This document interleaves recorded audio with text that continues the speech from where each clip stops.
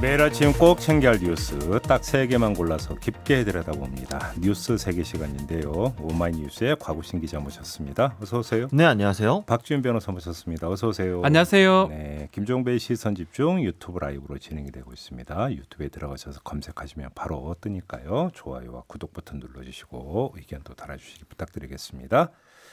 자, 첫 번째 뉴스가 뭐죠? 네, 검찰이 추미애 법무부 장관 아들의 휴가 특혜 의혹에 대해서 무혐의 처분을 내렸습니다. 서울 동부지검은 추 장관과 아들 서 씨, 그리고 추 장관의 전 국회 보좌관과 당시 소 씨 소속 부대 지역대장 등을 모두 혐의 없음으로 불기소했다고 밝혔는데요.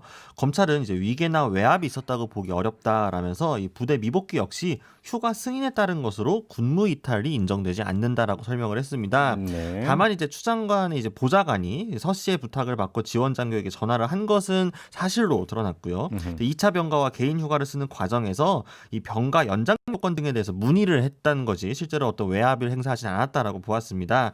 검찰은 그래서 이게 청탁금지법상 부정청탁에 해당하지 않는다라고 판단을 했고요. 네. 이제 야당과 언론이 상당 기간 좀 광범위하게 제기했던 의혹 중에서 상당 부분도 좀 근거가 부족했던 것으로 드러난 셈이지만 추 장관 역시 해명 내용 중 일부는 거짓이었던 거 아니냐 이런 지적이 나오면서 논란이 좀 쉽게 가라앉을 것으로 보이지는 않습니다. 이게 좀 결이 여러 가지인데 네. 일단 그동안 뭐 그 국민의힘 소속 의원들이나 언론이 그러니까 그 제기했던 의혹, 그 의혹의 근거가 된 이른바 사실이라고 했던 것들 중에 상당수는 또 허위 사실이라는 게 지금 밝혀진 그렇죠. 거잖아요. 예. 예를 들어서 민원실에 전화를 했는데 여성 목소리였다. 네, 그렇죠.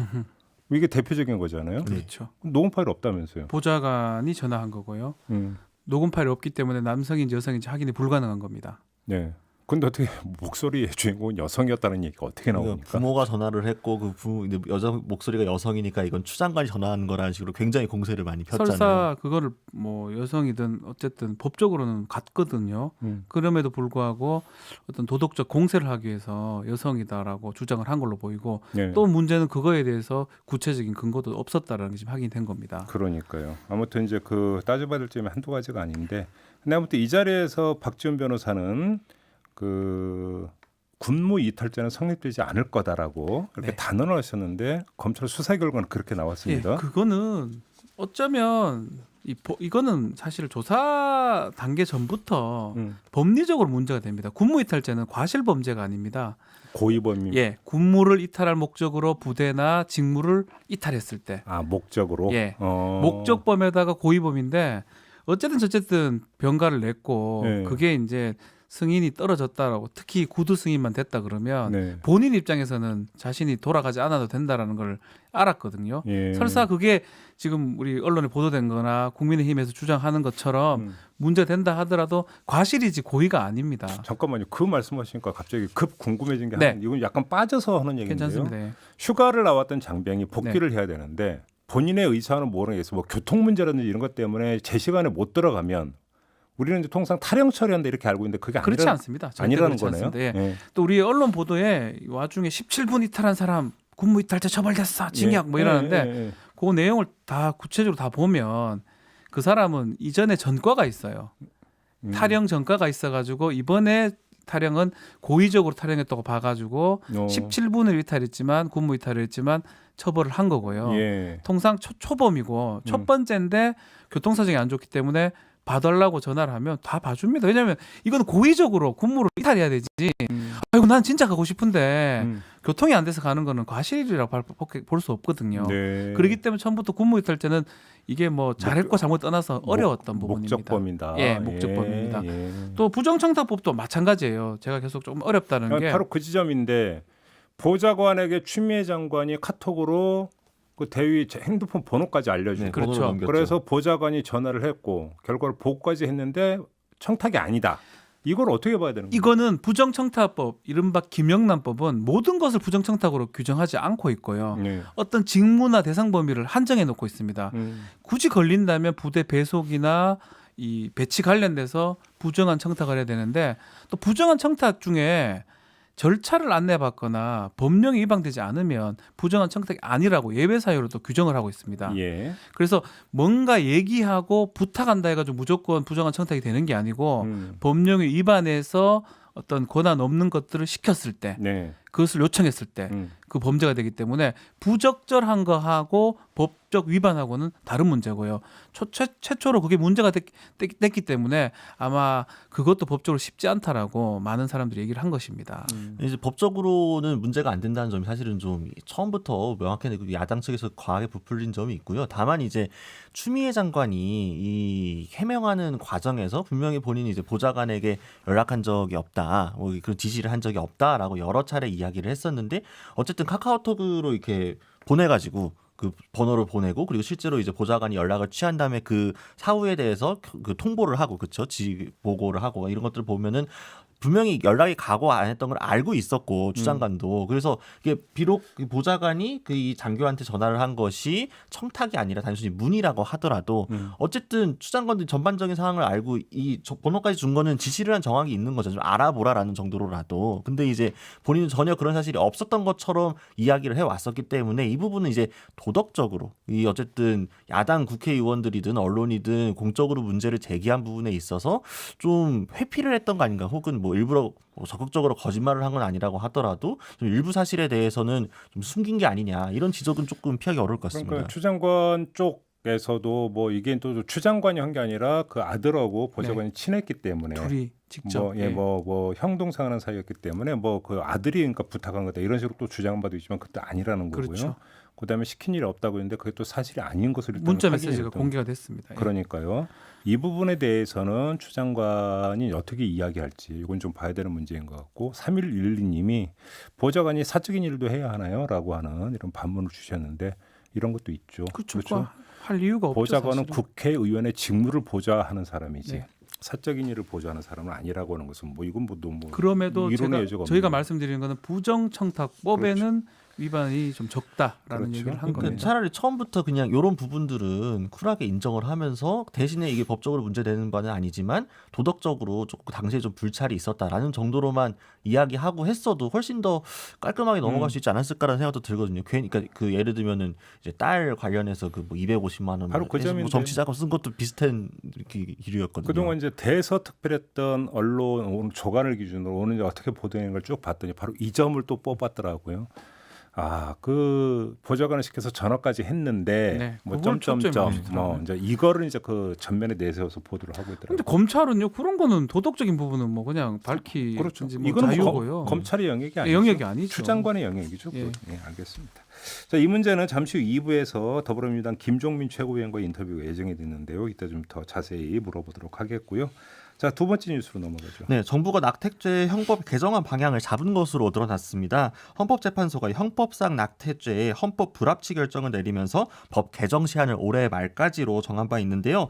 앞서 여러 언론에서 정부가 지금 14주까지만 허용하고 이외에는 계속 금지하려는 방향으로 뭐 잡았고 있다 해서 논란이 좀 일었는데 네. 어제 이제 JTBC 등이 추가로 보도한 바에 따르면 14주까지는 조건 없이 허용이고 14주부터 24주 사이는 이제 의사나 전문가 상담을 통한 숙려 기간을 거쳐서 허용하는 쪽으로 가닥을 잡았다고 합니다. 또 네. 이제 미성년 임신이나 성폭력 피해 등의 경우에는 이 주수에 상관없이 허용하는 등 처벌 예외 규정도 확대하는 방향이 됐는데요. 네. 이제 앞서 헌법재판소가 임신 22주 내외를 처벌하면 안 된다고까지는 일종의 가이드라인을 제시했기 때문에 정부도 이에 맞춘 것으로 판단이 됩니다만 이제 낙태죄라는 틀 자체 는 유지가 되는 것이기 때문에 좀 오래전부터 여성계가 요구했던 전면 폐지에는 좀 부족한 아니라서 반발이 좀 상당한 상황입니다. 네. 정부는 이르면 오는 10월에 입법 예고를 하고 국회에 개정안을 제출할 예정이라고 하는데 구체적인 안이 나오면 이게 또 국제적인 어떤 트렌드 흐름과 좀 맞느냐 이런 논란이 또 일 수 있을 것 같습니다. 국제적인 기준은 어떻게 되는데? 그러니까 사실 WHO나 UN에서는 모두 네. 낙태죄의 비범죄화, 그러니까 낙태죄로 처벌하는 것에 대해서는 분명하게 반대를 이야기하면서 아예 예. 몇 주까지 허용할 거냐가 아니라 그러니까 이제 어쨌든 그 넘어서 또 처벌 규정이 있는 것에 대해서는 좀 강하게 이야기를 하면서 여러 나라들의 권고를 하고 있고요. 네. 또 그래서 주수로 봤을 때, 그러니까 지금 정부가 내놓은 안이 다른 나라들이 하고 있는 안에 비해서 막 주수만 놓고 봤을 땐 크게 후퇴한 안은 아닙니다. 보통 이제 3개월 내외 14주, 12주 요 사이까지는 대체로 이제 허용하는 것이 또 전면적으로 허용하는 것이 많고 또 이제 24주 정도 6개월을 기준으로 해가지고 또 그 사이는 조금 이제 독일 같은 경우에 뭐 상담을 한번 하게 한다라든지 의사 상담을 이런 식으로 두게 했기 때문에 아주 크게 틀렸다라고 보기는 어려운데 다만 이제 이 숙려 기간이 실질적으로 이제 독일 같은 경우에 상담처럼 될 것인지 아니면은 이 사실상 여성의 낙태를 그 좀 반려하는 쪽으로 작동할지 좀 우려가 좀 있고 어쨌든 24주가 넘었을 경우에 불가피하게 낙태를 했을 경우에는 여전히 처벌이 가능하다는 것. 근데 이제 범죄자가 사실 된다는 것. 단순화해서 놓고 본다면 낙태죄가 성립되는 그 근거이자 이유는 태아도 생명이다. 여기서부터 시작이 되는 거잖아요. 네. 근데 그럼 24주까지는 허용하고 24주 이상은 허용하지 않으면 24주까지는 생명이 아니라는 논리고 그럼 24주 이후부터는 생명이라는 논리가 되는 겁니까? 이거는 좀 아니지 않나요? 어떻게 봐야 되는 그렇죠. 겁니까? 24주라는 게 22주적으로 헌법재판소 22주를 제시했는데 국제적으로 24주 얘기를 좀 하고 있는데 그 24주 전까지는 임산부나 그 여성의 그 선택권 그걸 더 중요시 여기자라는 것 같습니다. 생명이 아니고 뭐 다음은 맞고라고 판단하기보다는 어느 게 더 중요하냐에 따라서 22주, 24수가 기준이 된 것으로 지금 보이고 여기서 지금 헌법재판소에서 얘기하는 거는 비범죄화를 하고 예컨대 모자보건법이나 특별법에 이거에 대해서 좀 규정을 하라는 좀 취지로 봐야 될 것 같은데 아니면 국제적 기준은 그렇게 봐야 될 것 같은데 이거를 일단은 처벌을 한다고 하면 약간은 국제적 기준에는 좀 미흡하지 않을까. 그러니까 제가 드리는 말씀이 듭니다. 그러니까 낙태죄라고 하는 것을 범죄로 규정하는 가장 기본이 그대로 유지되는 골격이라고 그렇죠. 한다면 그럼 도대체 언제부터를 생명으로 보느냐라는 논란은 주수를 늘린다 하더라도 그건 끊임없이 그러니까 반복될 수밖에 없는 거 아니냐. 형법에서 계속 논의가 되면 이거는 계속 똑같은 논쟁이 될 겁니다. 그러니까요. 뭐 또 과학적으로 아니 14주까지는 안 된다. 뭐 14주까지 14주 이후는 생명이다. 또 이래 되면 또 그것도 바꿔야 되거든요. 그러니까요. 그 차라리 범죄하냐 범죄가 아니냐 이것부터 논의가 좀 돼야 되는데 일단은 범죄인데 어떻게 하느냐로 논의가 되기 때문에 국제적 기준에는 조금 못 미친다라고 봐야 될 것 같습니다. 아마도 이제 그 종교계의 또 어떤 그 입장이라고 하는 게 그렇죠. 목소리가 있기 때문에 그렇죠. 그걸 고려한 절충안 아니냐 이렇게 봐야 되는 건가요? 그러니까 어쨌든 그러니까 1년 이하 징역 혹은 200만 원 이하 정도 벌금의 이제 처벌로 규정이 되어 있는데, 그러니까 어쨌든 처벌은 하는데 허용하는 범위를 이전에 굉장히 원칙적 금지의 예외적 허용이라는 틀이었는데 이 예외적 허용을 굉장히 좀 늘리는 방향으로 지금 정리가 된 거잖아요. 이거를 낙태죄 자체를 전면 폐지한다고 했을 경우에는 당장 이제 뭐 기독교계나 이거 뭐 천주교계도 마찬가지고 종교계에서 특히 강하게 좀 반발하고 있고 지금도 사실 국회 앞에서 매일 이 낙태죄 폐지를 반대하는 분들의 시위도 있어요. 있고 뭐 사실 좀 첨예합니다. 그러니까 세계적으로도 미국 같은 경우에도 트럼프 행정부가 들어오면서 상당 부분도 다시 후퇴한 부분도 있고요. 요번에 트럼프가 이제 지명한 그 또 연방 대법관 네. 뭐야 그 이제 보수 성향이라고 성향이죠. 하면서 그러니까 보수 성향을 입증하는 사례 가운데 하나로 낙태 금지 네. 뭐 이걸 그렇죠. 얘기하더라고요. 수정된 직후부터 이제 생명이다 뭐 이런 식으로 또 보는 입장이기 그러면 때문에 다 낙태죄로 처벌이 됩니다. 그러면 네. 네, 그래서 그런 부분들을 봤을 때 정부의 입장 이해가 안 되는 바는 아니지만 일단 이거 한번 바꾸는 김에 헌법재판소 취지도 그렇고 유엔과 WHO가 권고했던 바도 그렇고 한번 제도가 진일보할 때 할 수 있는 한 최대한 이렇게 해놓고 네. 이 비범죄화 한다고 해서 막 갑자기 막 낙태가 폭증한다거나 뭐 이러지 않잖아요. 그리고 또 뭐 이전에 그 네. 논거 중에 낙태가 사문화가 됐던 부분이거든요. 이 범죄가 있음에도 불구하고 사회에서 횡행을 했고 네. 처벌을 하지 않았던 부분이 있기 때문에 그런 것들이 헌법재판소 결정에 담겨져 있습니다.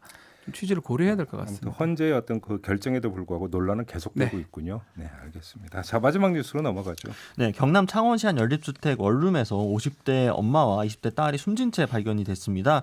경찰 등은 지난 5일 이들이 방에서 나란히 누워 숨진 채 발견을 했는데요. 사망한 지 약 20일에서 한 달가량 된 것으로 추정이 된다고 합니다. 근데 이들의 사망 경위를 두고 지금 논란이 있습니다. 부검 결과 외상의 흔적이 없고 독극물도 검출되지 않았다는 건데요. 외부에서 침입한 흔적도 없고 타살 가능성은 좀 상당히 낮은 것으로 보입니다. 또한 유서나 자살에 사용한 것으로 추정되는 별도의 도구도 없어서 극단적 선택을 한 것이라고 단정짓기도 좀 어려운 상황이라고 합니다. 특히나 네. 또 아사를 했다고 보기에는 이제 쌀 15포대에 냉장고에 반찬 등도 일부 발견됐다고 하고요. 또 뭐 어머니와 딸 모두 정신질환 이력이 있기는 한데 딸의 경우는 장애 등급이 상당히 낮아서 그 정도가 예. 전혀 뭐 일상생활에 무리가 없는 정도였고 실제로 고등학교 졸업 후 일상생활도 가능하고 요양보호사 자격증도 취득을 했다고 합니다. 네. 일용직 노동으로 뭐 먹고 살았다고 하는데요. 뭐 일부 매체에 따르면 가난하긴 하지만 당장 생존을 걱정할 정도는 아니었다라고 이야기를 해서 좀 이 사회적으로 고립된 이들의 죽음도 고립이 돼서 정확한 사인이 모르는 채 미결로 끝날 듯한 안타까움을 더하고 있습니다. 그러니까 이제 그 모녀가 나란히 누워서 숨진 채 이제 발견이 네. 됐다는 거잖아요. 네. 그러면서 이제 그러니까 스스로 어떤 극단적 선택을 했을 가능성도 별로 없고 그렇죠. 타살 가능성도 별로 없고 없고. 그렇기 때문에 이게 사망 경위가 어떻게 되는 거냐. 뭔가 이제 관심이 집중이 되고 있는 부분인데 여기서 섣부르게 지금 뭐 어떻게 추정할 수 수가 있는 성질의 없습니다. 문제는 예. 아니죠.